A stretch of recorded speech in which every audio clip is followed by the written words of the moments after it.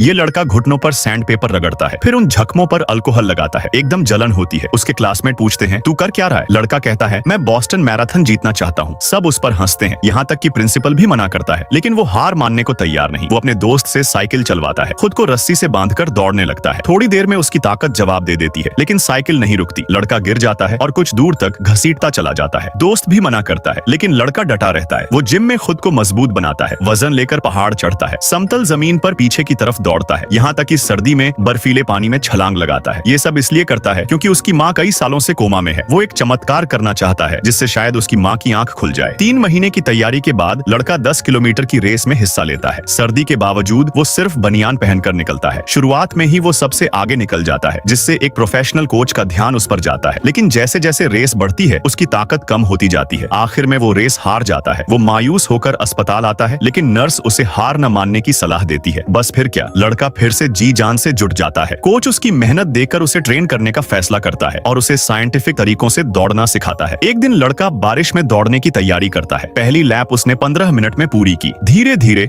उसकी रफ्तार कम हो रही थी, जिससे कोच को लगा वो हार मान लेगा, लेकिन लड़का रुकता नहीं। वो लगातार दौड़ता रहा और आखिरी लैप 5 मिनट में पूरी करता है। कोच हैरान रह जाता है कि ये कैसे हुआ। हर चीज जो लड़का कर रहा था सिर्फ अपनी माँ के लिए। एक दिन वो माँ के सामने बैठकर दिल से प्रार्थना करता है और फिर बॉस्टन की ट्रेन पकड़ लेता है। मैराथन शुरू होती है और लड़का शुरुआत से ही सबसे आगे रहता है। कोच स्टेडियम में उसका हौसला बढ़ा रहा है। बीच में लड़का दूसरे नंबर पर आ जाता है, लेकिन जैसे ही कोई उसे पीछे छोड़ता है वो फिर से पकड़ लेता है। आखिरी 200 मीटर बाकी हैं। अब सिर्फ 2 ही लोग दौड़ रहे हैं। स्कूल के सारे बच्चे उसका नाम चिल्ला रहे हैं। सबको एक चमत्कार की उम्मीद है और आखिरकार लड़का फिनिश लाइन पार कर लेता है। वो अस्पताल आता है और मेडल अपनी माँ के हाथ में रखता है और अगले ही पल एक चमत्कार सच में हो जाता है।